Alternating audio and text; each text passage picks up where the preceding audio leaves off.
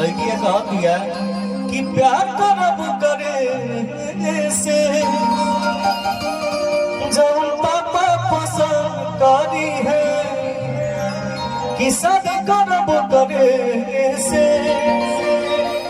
जब पापा पसंद करी है। सैड सॉन्ग हाँ हाँ हाँ भैया तनी सी लगा दीजिए भैया। आओ हो जाओ लेबू कि सब धन खाला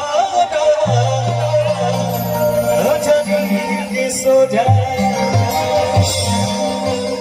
कि पल में खत्म कइलो हर प्यार कई साल के कहा तो राख देती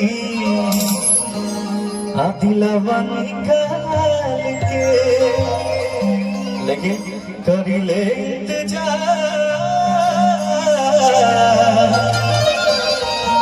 जाया भी हो तो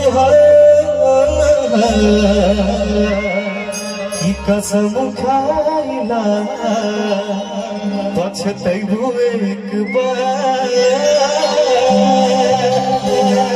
एक लाइन और कि रह गइल अब कबाकी कि दर्द हो गइल साथी दिल जे तोड़ले के कैसे दिल दी माफी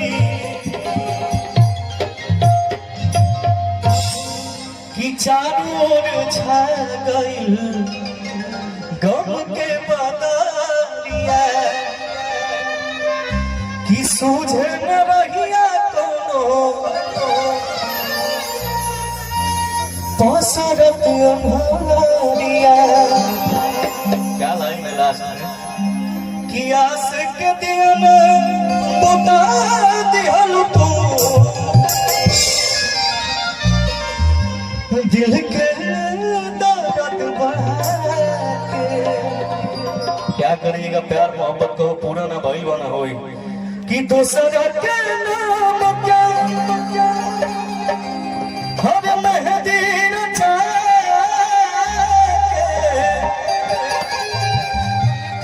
ये सच्चाई है कि दूसरा के नाम क्या मेहंदी रचा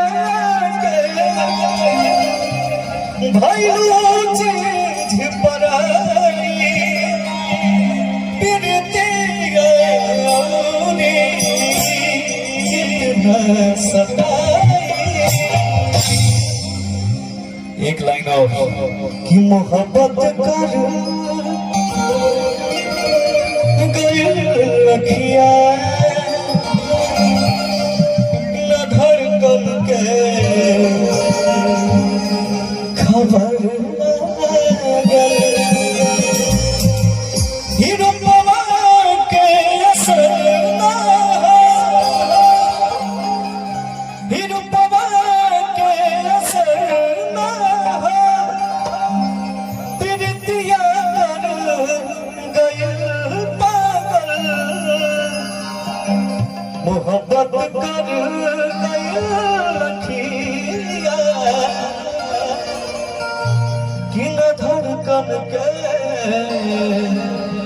खबर लगल। बस अब हो गई। एगो कल हमार गाना होता पवन सिंह अरे क्या चाहत रहा मार करो का तू मार करो के तनु है भैया के तनु जाइए और मैं तो झगड़ा हो जाए। कल एगो गाना होता हमारा माँ गायत्री रिकॉर्ड से बहुत अच्छा गाना बा।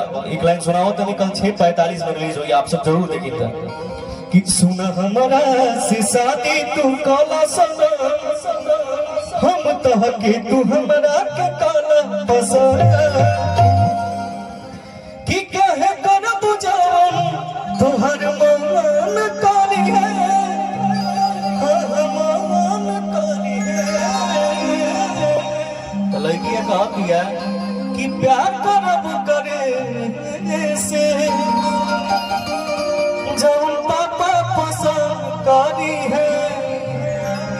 कि शादी करब करे से कि जब पापा पसंद करी है।